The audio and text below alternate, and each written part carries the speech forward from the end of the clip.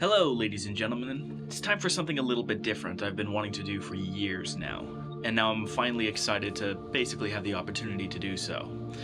I've decided I want to do, for lack of a better term, an audiobook. I want to read a story, or a book of some kind, and basically just be like an audiobook. I thought the concept of the audiobook was super cool and really awesome, but I don't know how many audiobooks exist for some of the books that I have, and some of the books that I have are rather unique in the sense of things like a book about traveling to an alien world to categorize species and the essential Batman encyclopedia.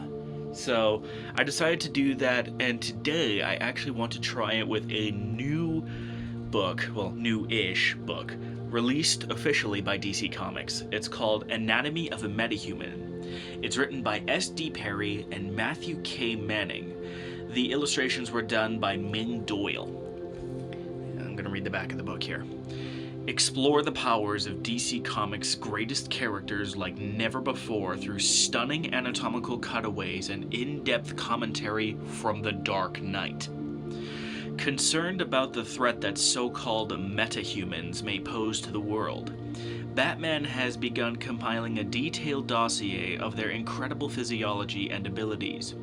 From villains like Killer Croc, Bane, and the Cheetah, to Batman's own comrades, including Superman, Cyborg, and Aquaman. The report explores the Dark Knight's fascinating personal theories on the unique anatomical composition of these formidable individuals and the true source of their powers.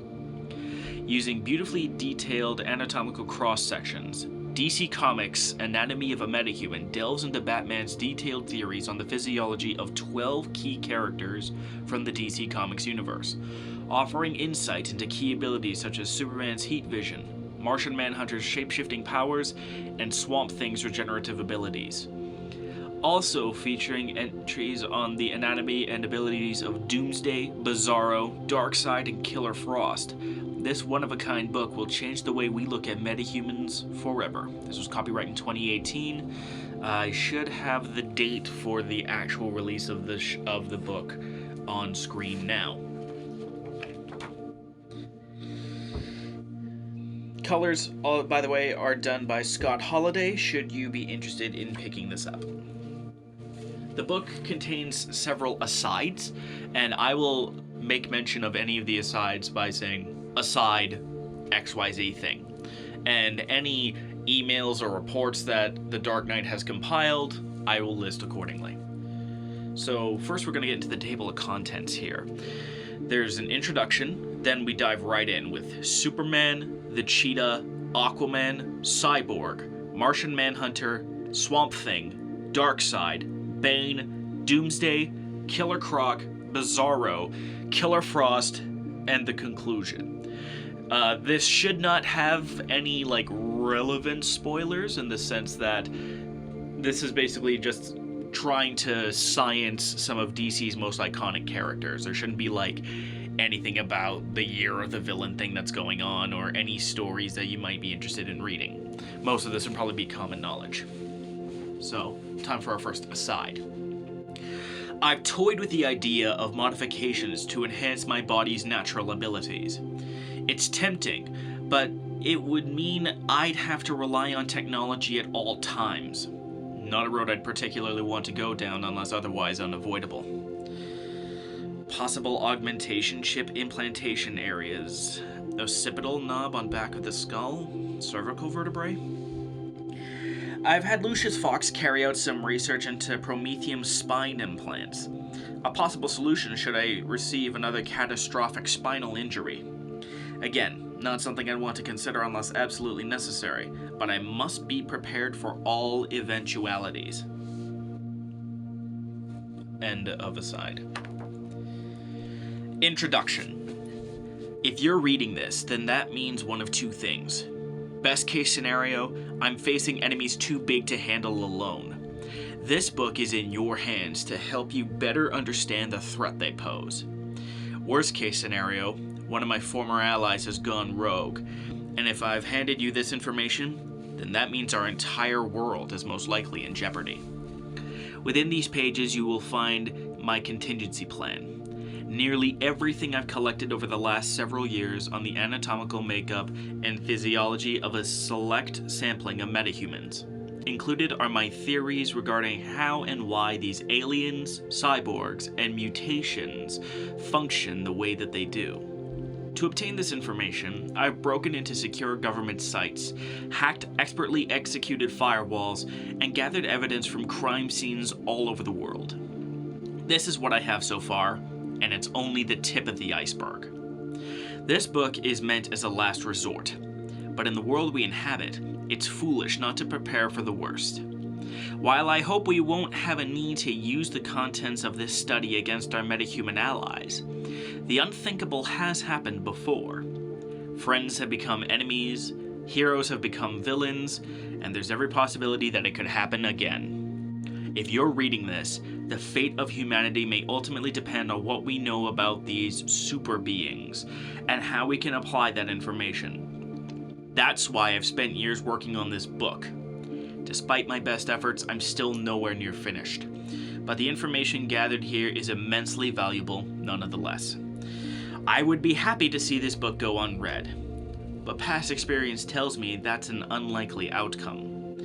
Past experience tells me that it may become our last line of defense. Bruce Wayne. Asides. Warning, do not replicate this document or attempt to store it digitally. We must use analog methods to protect it from powerful metahumans like Cyborg, who can hack through strong firewalls in nanoseconds and download countless exabytes of information in the blink of an eye. Remember, even our own allies can be turned against us. As the years go by, it becomes harder and harder to explain away my injuries to Bruce Wayne's physicians. Currently, my doctor believes I am the world's worst skier. End of asides.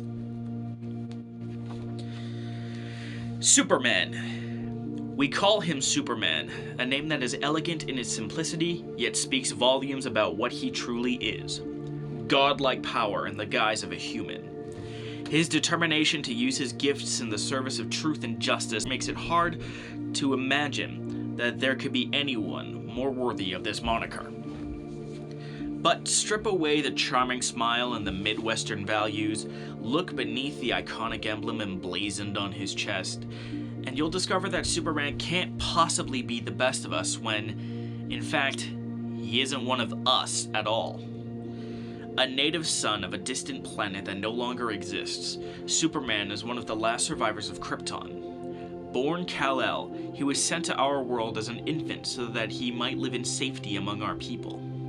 Despite his extraterrestrial origins, his adopted parents did their best to instill their son, whom they named Clark, with the very best facets of humanity. But even the Kents would have admitted that humanity does not equal human. Data collection. Unlike many of the individuals in this book, Superman seems to understand the need to study metahuman data and has volunteered invaluable information. However, even the Batcave's technology is incapable of fully analyzing his alien physiology. Traditional needles won't pierce his skin. Conventional radiological imaging devices often fail to penetrate his dense musculature. Fortunately, I've been able to collect a few small samples of blood and tissue, mostly gathered from sites where he's been injured. In many cases, the test results raised more questions than answers.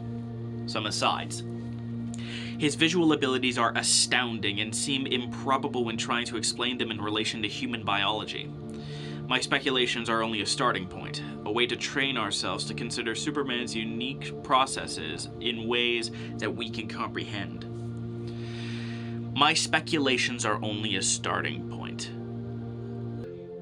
Although he appears to be human on the surface, I can only speculate about what lies beneath his Kryptonian skin. Are his organs similarly human, or entirely alien? Despite my best efforts to find out, we may never know. Superman breathes and bleeds, and has the musculoskeletal shape of a man, but it would be a mistake to assume that his systems work like ours. Kryptonians appear entirely human on the surface, with similar biological processes. how can his skull, the size of a man, support the ocular and oral systems that allow him to perceive so much more than a man? The joints of Superman's body are strong enough to withstand incredible pressure. Reinforced tendon and sinew, or some material that has no human equivalent? Much of my research has been focused on the composition of Superman's bones and muscles. What combination of organic structures could possibly generate his immense strength? I have many theories, but all are at odds with conventional scientific thinking. For further research, could an X-ray machine that uses the radiation from kryptonite be a way to see beneath Superman's skin? Does this possess too great a risk to Clark? Cell structure and solar power. Understanding Superman's genetic makeup may be the key to understanding the origin of his abilities. His cell structure itself lends to an understanding of the base of his power, a fact that he readily admits. Superman draws his energy from the radiation of our yellow sun. His epithelial cells appear to be unique, perhaps analogous to a hybrid of animal and plant. While membranous in appearance, they seem to share characteristics with walled plant cells and are able to photosynthesize and store energy through exposure to sunlight. It seems likely that this absorption is normal for Kryptonians, similar to our own ability to synthesize vitamin D from sunlight. Beneath Krypton's red sun, Kryptonians do not exhibit what we would deem superpowers. Instead, their levels of strength and stamina are similar to those exhibited by the people of Earth. It seems exposure to our sun sends Kryptonians' basic synthesis into overdrive, allowing them to tap into a nearly limitless supply of energy. Superman walks away from events that would pulverize a human. Train crashes, explosions, and devastating acts of nature. How is he able to physically resist so many tons of force? The same cells that process light so effectively must also be insulated in a very specific way. In mammals, cytoplasm is the semi-fluid in each cell that cushions and protects its internal organelles. The cytoplasm in Superman's epithelial tissues, particularly his skin, may be similar to non-Newtonian fluids. A gentle touch, and his skin feels like a human's. A slap or punch, and his epidermis becomes as hard as steel, every cell protecting itself. In fact, the tensile strength of his skin appears to be far greater than that of any earth metal, even the artificial alloy promethium. That, combined with the thickness of his epidermis and dermis, a benefit of coming from a larger and denser planet than Earth, makes it extremely difficult to damage him physically. Plants absorb sunlight, using the stored energy to split water into hydrogen and oxygen. The oxygen is released into the atmosphere, while hydrogen and carbon dioxide are used to form glucose. Whereas humans heal by the nature of internal biology, Superman's healing appears to be biological and directly influenced by sunlight. Does sunlight have a direct healing effect, or is it only a power source for his unique cellular processes? Note, is it too simplistic to draw comparisons between photosynthesis and the effect the sun has on Superman? Perhaps I need to broaden the scope of my theories. Energy transformation photosynthesis is the closest I can come to an answer of how Superman uses sunlight, but it's more of an analogy than a real understanding. For further study, develop a microscope that can be better used to observe Superman's cells in limited tissue samples available. Conventional equipment is not up to the task. End of asides. Visual capabilities. Superman has demonstrated a wide variety of metahuman visual abilities, all of which are difficult to fully explain. Clark has been forthcoming enough with information regarding his sight, but his optical systems are so complex and so vastly different from human vision that what he sees is not something he can easily explain. Telescopic and microscopic vision. Whether an event is taking place hundreds of miles above the Earth or on a subatomic scale, Superman is capable of observing it with a glance. To achieve this, his eyes must contain multiple lenses of varying thicknesses. He can adjust the distance between lenses and retina to allow for both telescopic and microscopic vision. The process is entirely autonomic, But to account for this incredible range and accuracy, his eyes should be much, much larger. I can't explain this anomaly, and neither can Clark, so further research will be required. X-ray vision. It appears that Superman can also see, or at least sense, a wide range of the electromagnetic spectrum, from megameter-long waves to X-ray and gamma waves. The distinctly alien composition of his eyes allows him to alter and even reflect some of these waves. While he has the ability to see through all materials except lead, the term X-ray vision is actually a misnomer, considering that the objects he scans are not irradiated. Perhaps he can detect particle density patterns or perceive the lengths of radio and sound waves in complex layers, and visually observe how they interact and reflect from matter. Another theory? Muons, the detritus of cosmic rays, settle to the surface of our planet at something like 10,000 per square meter per second. If Superman were able to sense how these decaying particles interact with matter, the ability might be likened to X-ray vision. The asides.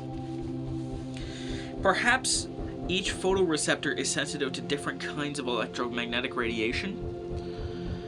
To perceive so many different frequencies of light, it stands to reason that his eye's photoreceptors are made up of many materials. Despite my careful theorizing, trying to unravel what Superman sees is like trying to describe color to a person blind from birth. Analogies can be drawn, but interpretations aren't the same as objective reality. Superman's visual capabilities defy logic. How does his ocular network support all that he can do?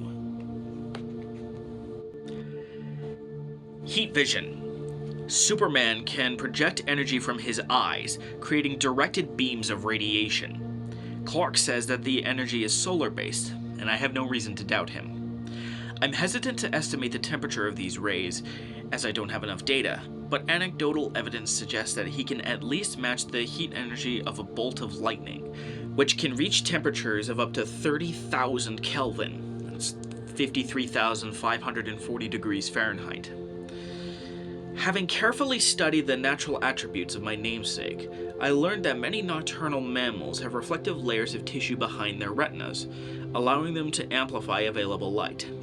I imagine that Superman naturally has a variation of this retroreflector made up of a kind of semi-solid optical crystalline material, like the phosphate used in laser amplification. It's possible that the vitreous gel acts as a lasing medium. Light would enter through the pupil to this retroreflector and mirror through a series of lenses back to the iris. Stored solar energy could certainly be the key to the process. As the light builds strength through reflection and amplification, photons would be produced in the trillions, vibrating coherently within the same direction and frequency. A beam of tightly focused energy could be the result. Asides and notes. Important note. If Superman ever becomes a threat and I am forced to engage him in combat, his heat vision could become a devastating offensive weapon. Must develop heavy armor suits that can absorb such an attack, even if they can only take one blast before starting to buckle. Could provide all the time I need to launch a counteroffensive.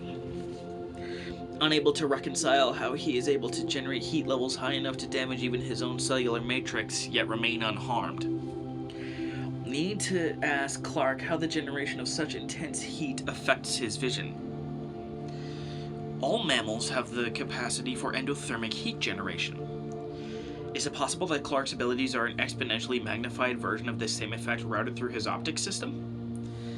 Perhaps Superman can store and release heat energy in the same way that an electric eel uses its sax organ to generate an electrical discharge? Freeze breath. Superman can exhale sub-freezing air. After witnessing his incredible lung capacity on a number of instances, I researched the science that might make that possible. The Joule-Thomson effect in thermodynamics describes the temperature change of a compressed and insulated gas or liquid when it is forced through a valve.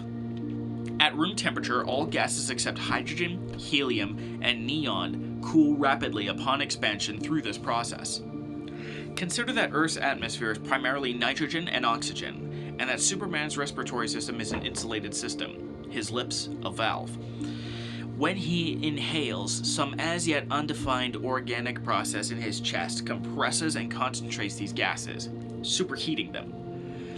When he exhales, the heated and compressed air expands rapidly. The faster it expands, the faster it cools. Based on my own observations and video captured by bystanders, I estimate that he can compress air to at least 3,000 pounds per square inch. For his body to support this effect, Superman's diaphragm would have to be collapsible, his viscera strong enough to be pushed aside, his pleura flexible, and his lung tissue elastic. Beyond that, his external intercostal muscles would have to be incredibly well developed to expel the compressed air with such force. Again, I'm not stating any of this as fact, but as my best guess based on collected data and my own observations. Asides. As with his heat vision, Superman's freeze breath could also pose a significant threat if he ever chooses to use it offensively. A single breath would likely have the same effect on a human being as being immersed in liquid nitrogen. Death would be instantaneous. I have seen Superman use his freeze breath to turn thousands of gallons of water into ice in seconds.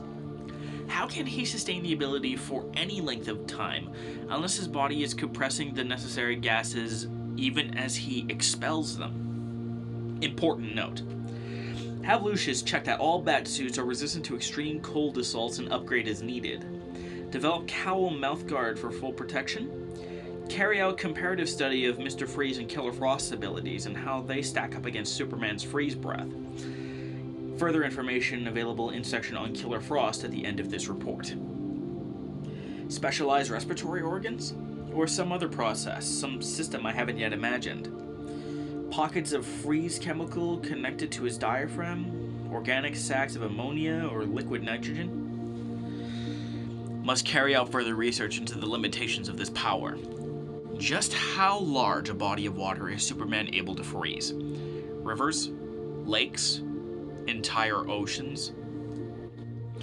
While it's true that if Superman were to fall under the influence of a malevolent force, his freeze breath could be misused, there's no denying it's a powerful tool for good. I've witnessed him use it to freeze entire tidal waves, saving thousands of lives in the process. At normal atmospheric pressure, nitrogen is a liquid between 13 Kelvin and 77.2 Kelvin. That's negative 320 degrees Fahrenheit to negative 341 degrees Fahrenheit. Or minus 210 degrees Celsius or minus 191 degrees Celsius. That's cold. Strength. It's long been theorized that similar life forms developing under different gravitational conditions will have markedly different physiologies. While not much larger than our planet, estimates put Krypton as having a radius of approximately 8,000 kilometers to Earth's 6,321 kilometers, Krypton's gravitational pull was far greater. Before he discovered his ability to fly, Superman was able to leap great heights and distances. He's been observed easily lifting and throwing objects many hundreds, even thousands of times his own weight. Based on observation and data gathered from a number of sources, I can comfortably estimate that his muscular strength exceeds 5 sextillion metric tons of force. I doubt that there's a compression machine on Earth strong enough to fully test him. With that in mind, and considering his human-like morphology, we can assume that there is more to Superman's strength than a simple gravitational disparity. That brings me back to his unusual cell structure and the power he draws from, the sun. The higher his exposure, the stronger he gets. His muscle myofilaments may be several times as thick as a human's, but it's the yellow sun's radiation that provides him with such incredible strength, his cells processing the energy as fuel. Having listened to his heart, I can tell you that it doesn't beat so much as thrum efficiently, reminding me of an open impeller rather than an organic twitching muscle. It's also possible that he has some conscious control over his peripheral blood vessels. Dilating them would provide them with a boost of strength as needed. Asides. Superman's connective tissue, cartilage, tendons, fasciae, must be exceptionally strong. More like machine-made carbon fiber than collagenous fiber. I would imagine his bones to be both lightweight and incredibly strong, the outer sheath diamond hard, the inner cancellous bone arranged in a matrix of flexible struts, providing for excellent compression absorption. Muscular strength alone can't explain how the heavy objects that Superman lifts don't collapse under their own weight, or how he's able to protect them and himself from forces like inertia and momentum. I consider that he might be able to project a field of negative mass, effectively negating the weight of the objects he encounters. Throw something heavy at him, and he reflexively creates this field, slowing and stopping the object without breaking it. This theory would also explain the variability of his strength, since negative mass can only resist the force that's applied. While it would certainly explain many of his feats, is negative mass effect even the likeliest reason for his abilities? Bivalves and trivalves between atria and ventricles? The human heart is a complex machine, driven by chemical and electrical cues. Yet I imagine Superman's heart to be far more powerful, maybe more symmetrical than a human's, with a far more efficient design. Does he possess an alien network of additional tendons and ligaments that fortifies his muscular strength? Flight. Considering his nearly limitless energy supply, Superman could be able to internally generate varying amounts of electricity, which could in turn react to Earth's magnetic fields. This electromagnetic induction, riding and interacting with waves of electromagnetic energy, could certainly be considered flight. Our galaxy is alive with powerful solar magnetic waves, perhaps explaining how he can travel through space. Again, his solar batteries would need to interact with natural radiation, carrying him effortlessly through the airless void. Assuming that his cells do convert light to fuel, he wouldn't even need to breathe for extended periods, just as he doesn't need to eat to maintain his health. The idea of negative mass fields could provide an alternative explanation for his ability to fly, especially if paired with some kind of organic telekinetic ability. Perhaps he wills himself towards an object and is propelled towards it, giving the impression of flight. This isn't an avenue I've explored in any depth. It doesn't seem likely, but it's important to keep an open mind. Asides, Superman's flight abilities and maneuverability in the air give him a huge advantage over most opponents. I frequently used aerial tactics against enemies, but against Superman, I am clearly outmatched in this area. Riding the magnetic waves, or creating them. Note, important note, if the solar magnetic waves theory is correct, perhaps there's a way to disrupt these waves and, therefore, his flight patterns. Could be a powerful way of neutralizing his flight abilities.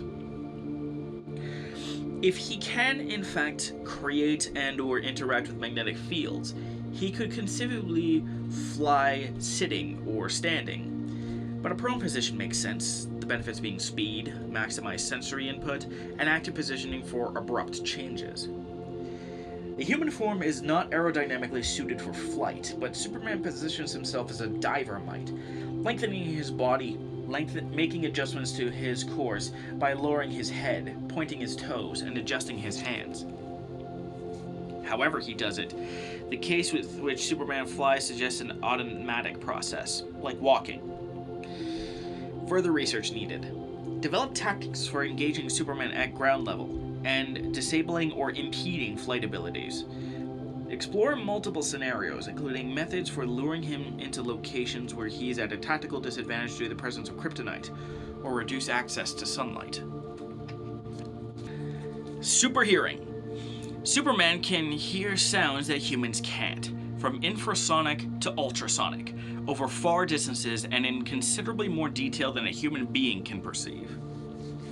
Clark has trained himself to screen out or block most noises in order to function in the everyday world, and has fine-tuned his listening process to be able to single out the beat of a single human heart at a distance of miles, or pick out a conversation from across a city. Sound is a form of energy produced by vibrations in a medium, air, gas, water. When something vibrates, it pushes the air molecules next to it, compressing them into waves of pressure. energy is transferred from molecule to molecule until the energy is exhausted. Our ears and auditory systems collect, amplify, and transduce the sounds into electrical impulses that the brain uses to perceive and localize sounds. Sound frequency is measured in hertz, which is how frequently the sound producer vibrates. An object that vibrates once per second would have a frequency of 1 hertz. Generally, human hearing ranges from 20 Hz to 20,000 Hz. On Earth, some migratory birds can hear birds as low as 0.1 Hz, allowing them to receive the infrasonic sound of ocean waves breaking along a coastline, aiding them in navigation. There's a kind of moth that can hear up to 240,000 Hz, so it can avoid being eaten by echolocating bats. I calibrated a special audiometer to test to these ranges, and Clark's hearing is off the chart in both directions. Part of the reason he hears so well is no doubt related to ear structure. His outer ears appear human, but the middle and inner anatomy must be quite different. I'm guessing they have an unusual configuration of passages and bones, and exceptionally sensitive membranes. Sound travels better through solids than through fluids. So it's possible that his cochlea, the organ in which the ear that translates the sound into data for the brain, is filled with matter far denser than the human equivalent. But there's more going on here than simple anatomy. How can he pick up sounds at such great distances? How can he direct this sense to localize, to seek out and differentiate specific vibrations? I started to theorize a complementary auditory sense that can somehow interpret echoes of longitudinal sound waves, perhaps through cues in air density, but there's no actual data to support this line of reasoning. Needless to say, studies are ongoing. Besides, multiple cochleas? Is his external auditory meatus pliable? Superman seems to be able to compartmentalize each individual sound he hears, effectively negating wave interference.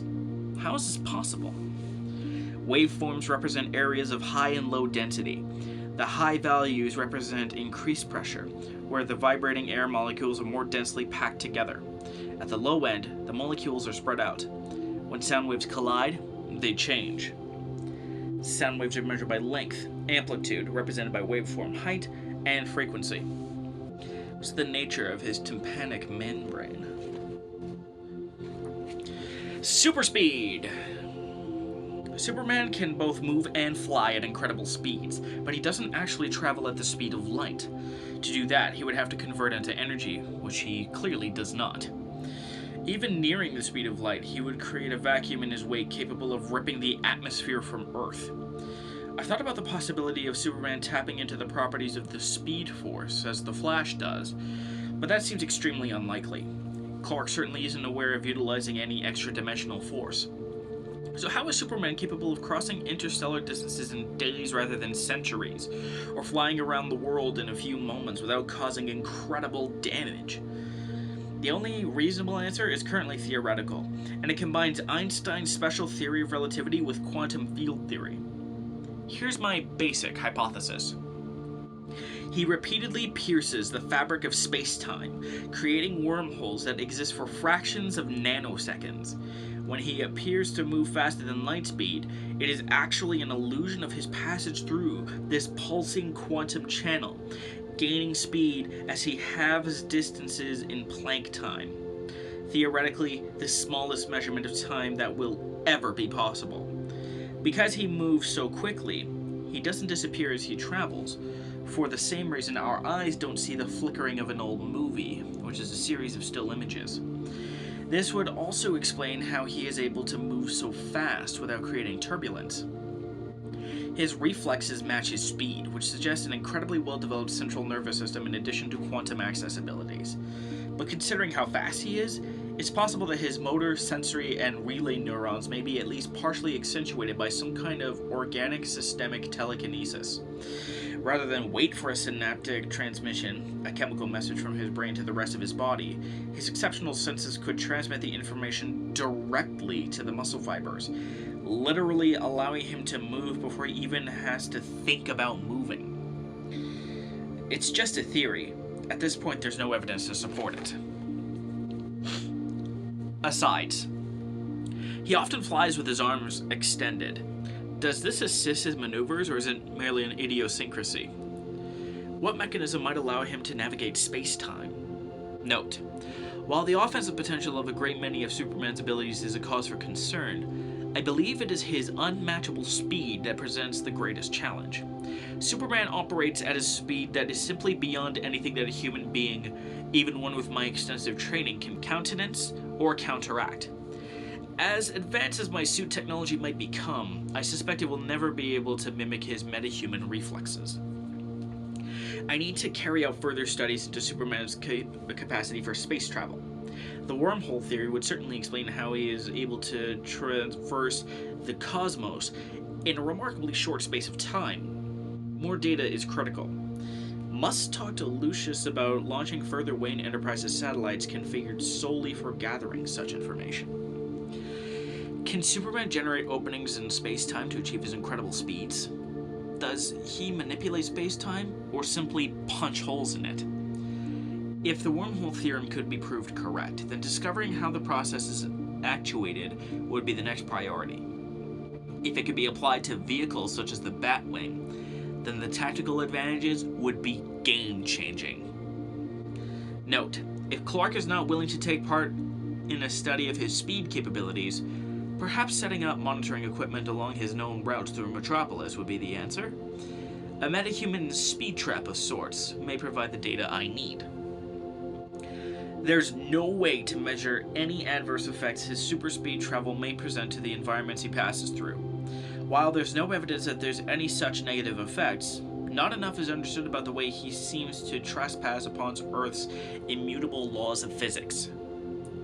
Central nervous system seems obvious, but for all the evidence we have, we might as well suggest that his actual molecular structure invites these profound environmental changes. The brain. Superman's mind may have a functional layout very different from ours, assuming his brain is anything like a human's. His occipital cortex would be larger to support his visual capabilities. The thalamus, which relays sensory signals to and from the brain, is likely bigger and more fully integrated into the cerebrum in order to support his exceptional senses and reflexes. Synaptic matrices, chemical communication networks by which neurons signal to one another, would need to extend deep into his frontal lobe, allowing him to access and process data very quickly.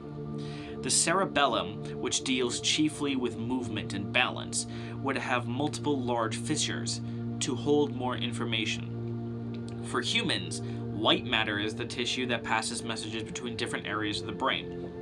Basically, it's the insulation for a specific kind of axon or nerve fiber, and allows electrical and chemical impulses to travel at incredible speeds. I believe that Superman's mind has more white matter than a human's, more of these specialized axons in a higher density. This would allow him to assimilate and process sensory data much faster and more comprehensively than a human being can.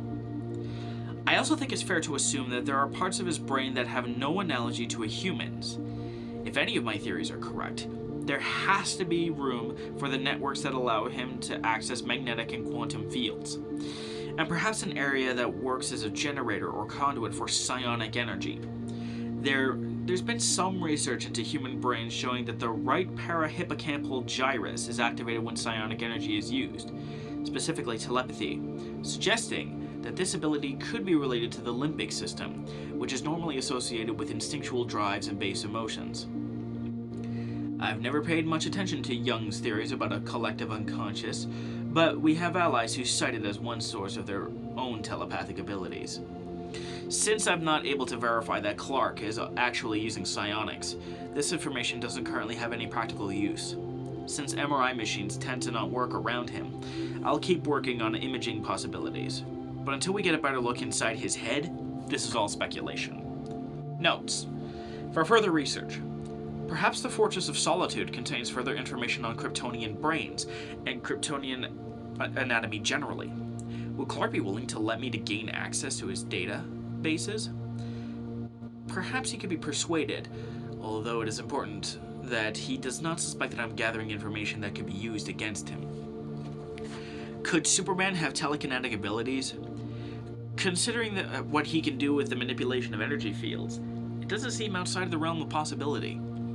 However, it seems unlikely because if his PSI were strong enough to move objects, we'd have seen it by now. Science unveils new truths about how the human brain functions in leaps and bounds.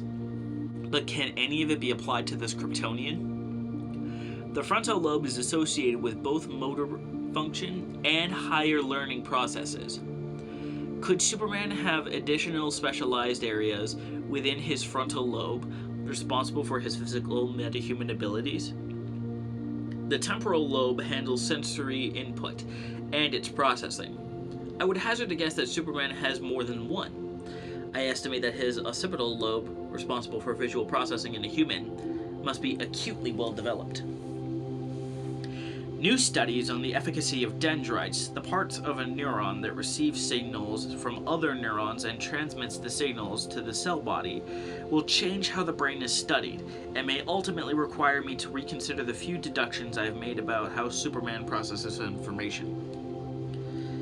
Is Superman's brain like a human's in form, with additional processing areas and a different neurochemistry? Or is it so fundamentally alien that it can only be described through analogy? Weaknesses. Superman is susceptible to kryptonite, which is essentially irradiated debris from his destroyed homeworld. Based on data from LexCorp and Star Labs, it seems that the presence of kryptonite hinders Superman's photosynthesis ability, slowly weakening him to the relative strength of a human, or weaker. If for any reason Superman needs to be subdued, kryptonite is the game changer. I've obtained a fragment of kryptonite for use on just such an occasion. Superman has admitted a vulnerability to so-called magic in the past, usually from an extra-dimensional source. He is tangled with beings like the fifth-dimensional Mr. Mxyzptlk, who is able to change the world around Superman, and could even alter Clark's physical form. Red sun radiation has proven effective against his abilities, creating a depowering effect similar to kryptonite poisoning, but usually without any visible symptoms. As previously discussed, Kryptonians have the relative strength of a human under the glow of a red sun. When Clark is exposed to that particular kind of radiation, he eventually loses the enhanced strength and superhuman abilities he gains through the cellular storage of yellow sun radiation. Depending on its intensity, red sun radiation is a particularly effective way of incapacitating Superman without causing permanent injury. It's a radiation that can be recreated with the right equipment, and even stored using Justice League technology. Nevertheless, none of these methods of subduing him should be considered foolproof. Superman is extremely intelligent and has frequently overcome seemingly insurmountable odds. Although you won't hear me say it to his face, I consider Superman a friend. While I would certainly do things differently if I had his power set, Clark is living proof that power doesn't always corrupt. But his mind has been controlled in the past, and others exist with the means to mimic Superman's abilities. Every precaution needs to be taken to ensure that there's a way to stop him if the need arises. Even Clark understands the necessity of this contingency, which is all the more reason to respect him. Priority task: further research into properties of kryptonite and acquisition of additional samples for weapons R&D. A more comprehensive study of kryptonite may be in order. Is it the length of time he's exposed to, or the concentration of irradiated material that has a greater effect? I've considered that Superman may be affected by shed particulates of kryptonite in addition to his radiation. If so, long-term exposure would be lethal. His reaction to my own kryptonite sample seems to imply that even a small dose of the material can be lethal. But it stands to reason that some kryptonite may be more effective than others. The long-term effects of limited kryptonite exposure haven't been measured, but he does become increasingly weak with its presence, even in the short times I've seen him exposed. The Cheetah. Years ago, Wonder Woman became friends with Barbara Ann Minerva, one of the first humans she met after traveling from Themyscira to our civilization. For a long time, we believed Minerva to be a con artist who had assumed several identities over the years and positioned herself as Diana's close ally through deception. However, as is usually the case when dealing with the so-called supernatural, things are often not as they appear. It seems the cheetah's past has been manipulated by outside forces, and Minerva might just have been the trustworthy friend Diana believed her to be. Highly educated and the recipient of 2 doctorates, Minerva had a passion for uncovering the mysterious lost history of the Amazons. She found work researching and archiving mystical artifacts at the Smithsonian and later for Argus, assessing her finds for possible military applications. However, when she encountered a powerful godlike being called Cartaga, she was transformed into the superhuman cheetah, a hybrid feline-human creature with a taste for human blood.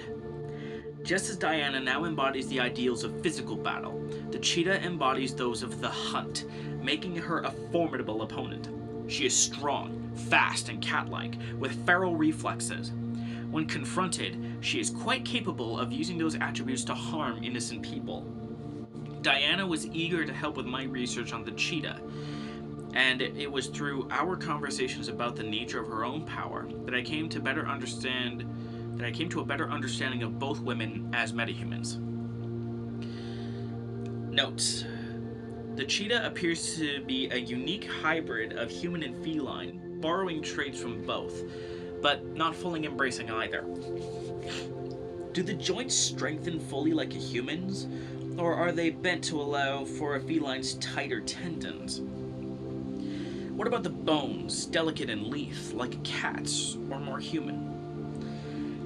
Her leaping and running abilities are feline, suggesting the muscular apportionment of a cat, but her form is primarily humanoid. Note: the cheetah's claws are so sharp that they could pierce my standard bat suit. If possible, heavy armor should be worn when confronting her. Her features, while cat-like, don't appear to directly mirror a cat's morphology. For example, the orientation of her ears, the shortened nasal passages, and lack of a frenulum, the grinding teeth. Cats are jagged.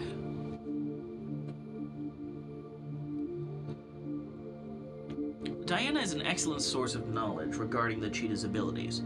My main takeaway is that Minerva should not be trusted or underestimated. Although the cheetah is relatively slight by metahuman standards, her musculature is incredibly dense and her strength remarkable. Sleek feline contours assist the cheetah's remarkable speed and agility by limiting wind resistance. Where the feline aspects of Minerva's physiology begin and end is an ongoing research priority. However, I'm concerned that examining similarities between the cheetah and big cats may be a dead end. She's clearly a unique individual, and the scientific methods we apply to her study should be similarly specialized. According to Diana, the cheetah's claws extend and retract like a cat's. I can't account for this ability as she clearly has hands rather than paws. The fingers are narrow and lack the pads that would support a full extension. Origin. Although Barbara Ann Minerva is now the cheetah, this entity existed long before she inherited her powers. Prior to becoming an infamous supervillain, Minerva was a driven young woman from a wealthy family in Nottinghamshire, England. Despite her father's insistence that she stop wasting her time on Greek myths that detailed the adventures of the Amazons, Barbara Ann made studying the ancient tribe of legendary warrior women her life's focus. She studied archaeology, anthropology, and language, brilliantly investigating the Amazons' past and the location of their civilization. It is on one of her investigative trips that she was corrupted by the curse of the cheetah when she came across Cartaga. This ancient primal entity has surrounded himself with women who served as his worshippers.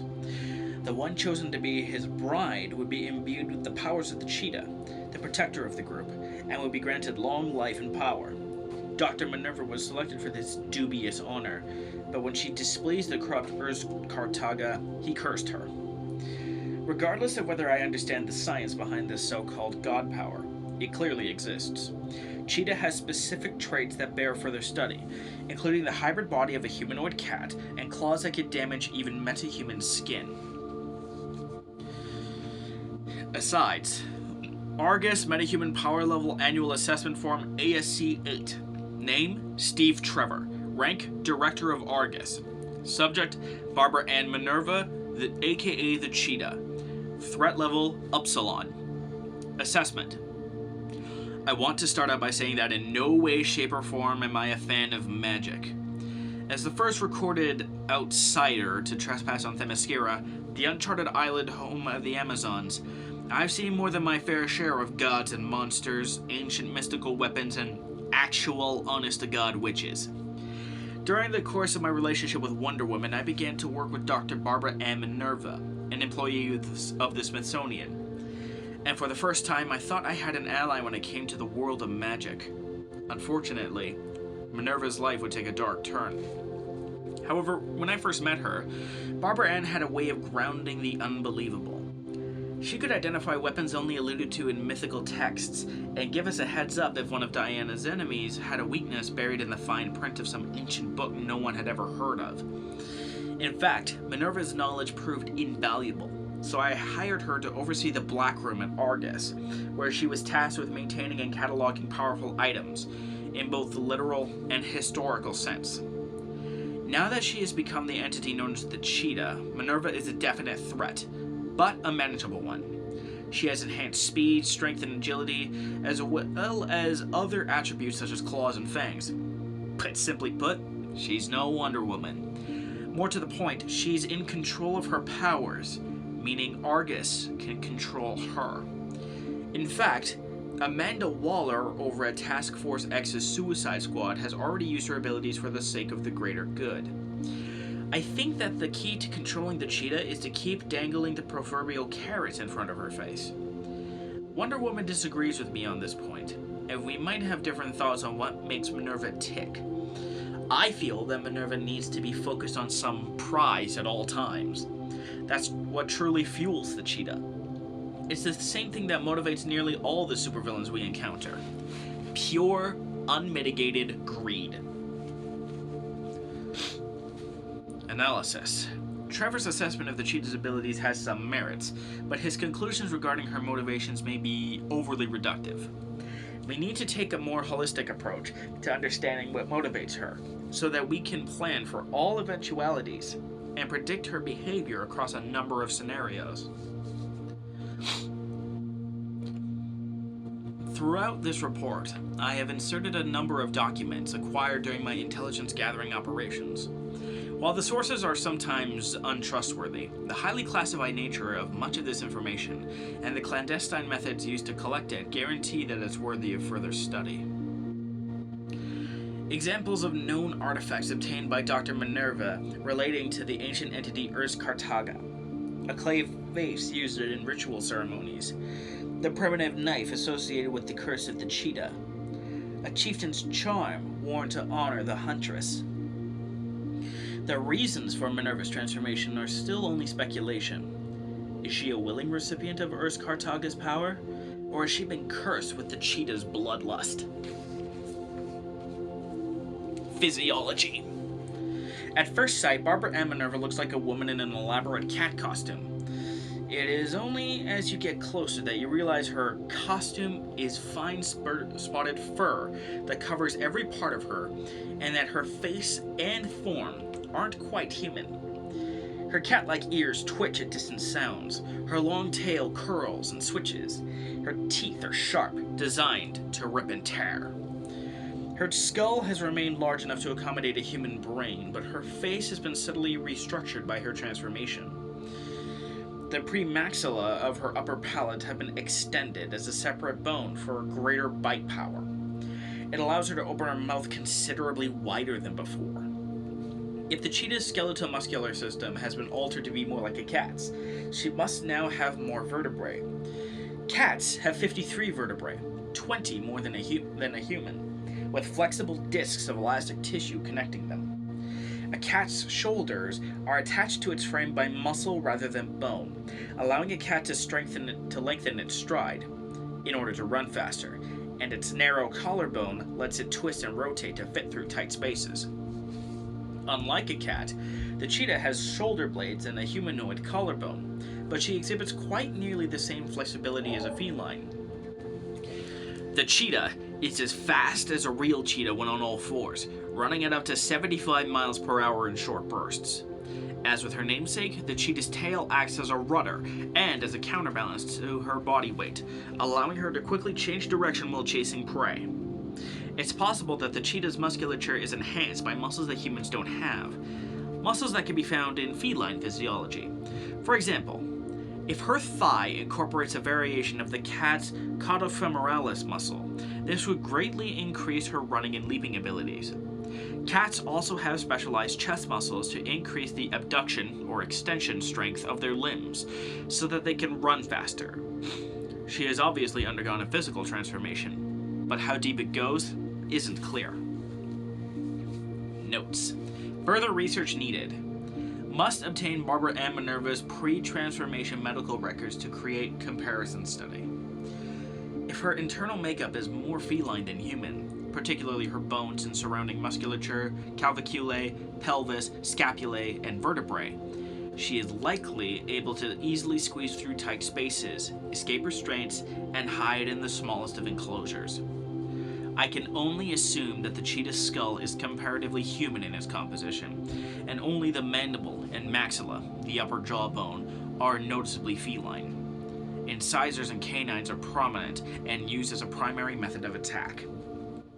If the cheetah's bite and ears are feline, but her cranium is human, how is she able to accommodate and coordinate what should be the exclusive muscle groups? A cat can discern tiny variations in sound, 1/10 of a tone apart, to hear and assess the movements of prey. Trying to ambush the cheetah may prove extremely difficult. Though it's tempting to visualize the cheetah's skeletal muscular system as that of a human with a tail, and exaggerated bite and feline ears, what's underneath may be vastly more complex. The spot patterns in cheetah's fur provide natural camouflage, breaking up her form. To prey, she would be much harder to spot in the flat light of dawn or twilight, a cheetah's usual hunting times. The cheetah's musculature appears to be more akin to feline through the legs, long and lean, made for increased agility and reflexes, as well as short bursts of increased power. Her ears rotate like a cat's, increasing her auditory acuity and directional location capabilities. Retractable or fixed claws. Bite. Considering the relatively small size of their jaws, cheetahs in the wild have a more powerful bite than much larger predators, and likewise, the strength of Barbara Ann's bite is disproportionate to her stature. Based on measurements taken from her victims, the cheetah's jaws can crush at an incredible 450 pounds per square inch. From the changes to Dr. Minerva's facial structure, it's clear that her physiognomy has altered to support this forceful bite.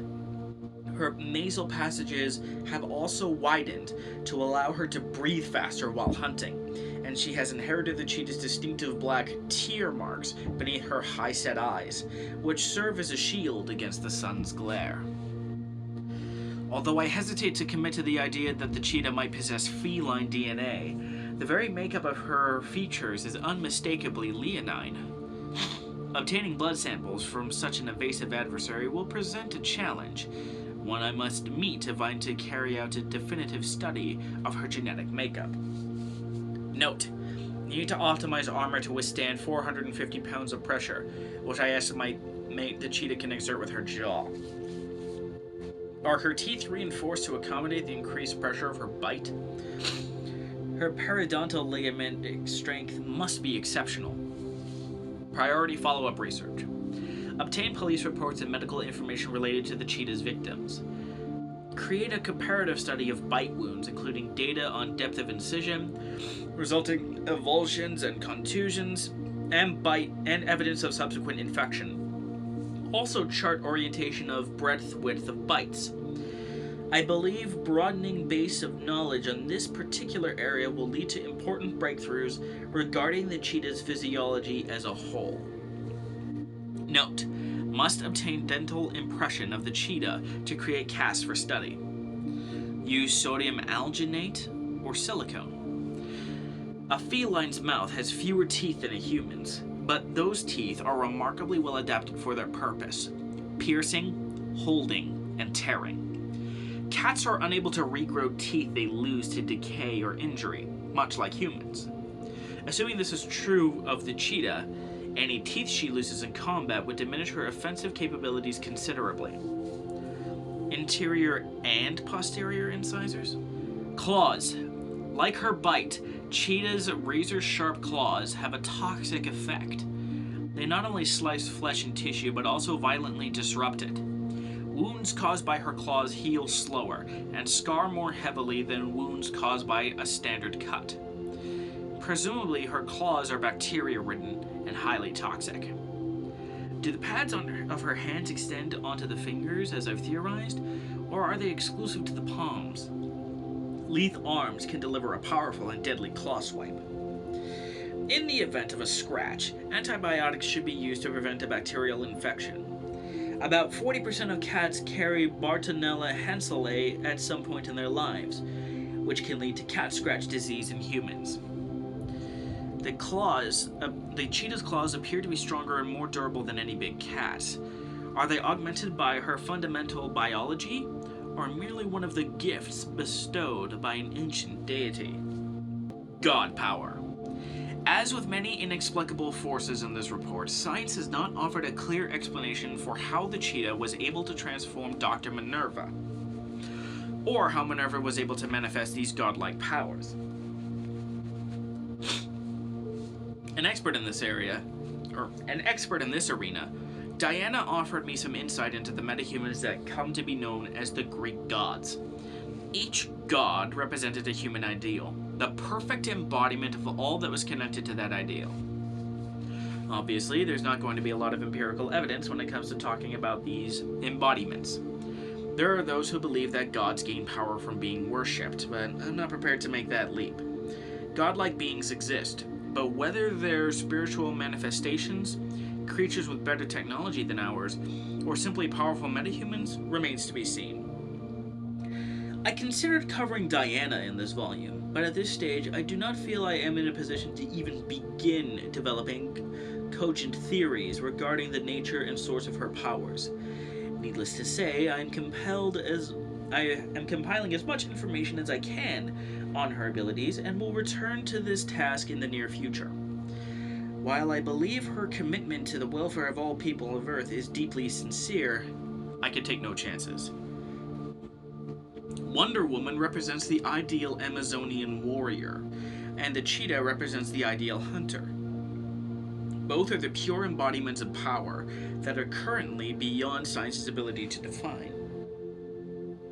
Artemis of Themyscira, another worthy research subject? Senses. Sight. Having seen the cheetah up close, I can attest that her eyes are more cat-like than human. The pupils dilating to slits under bright light, a nictitating membrane just visible when she blinks slowly. Like most animals with retroreflectors, her night vision is far better than a human's. In daylight, her visual acuity surpasses a human's several times over. Additionally, her ability to dilate her eyes gives her a panoramic view of the world, with wider peripheral vision.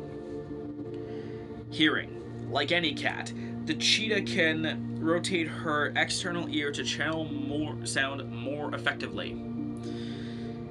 Humans and cats have similar hearing range for low tones, but cats can hear frequencies up to 100,000 hertz. The cheetah has been observed to be particularly sensitive to high-pitched frequencies. Smell. Like any feline, Minerva must have olfactory abilities that are many times as powerful as a human's. A domestic cat's nose holds approximately 200 million odor-sensitive cells, versus a human's 5 million. Cats also have an extra scent organ in the roofs of their mouths, a vomeronasal organ that allows them to further analyze unusual smells. The cheetah may have something equivalent. Legends say that the embodiment of cheetah is able to scent prey on the wind from miles away, and Minerva's abilities seem to back it up. Notes. This cutaway of the cheetah's skull is more speculation than observation, highlighting the mysteries of her anatomy. Was her cerebral structure changed during the transformation? Does she utilize the vomeronasal organ typical of felines? Cats are genetically farsighted and rely more on smell than sight in close range. Is the cheetah able to self-adjust her optics for close observation, or does she also rely on scent? Are her molars flattened like human teeth, or are they truly feline, suited to an exclusively carnivorous diet? Ultimately, a better understanding of Urs Kartaga may be the only way to unlock the cheetah's mysteries. How does Urs Kartaga transfer power to his victims? How does he inspire such devotion in his acolytes? Gleaning empirical data on beings that appear to be godlike is fraught with challenges, but as this study continues, it will no doubt become a primary objective. Perhaps a deeper dive into the databases of Argus is required.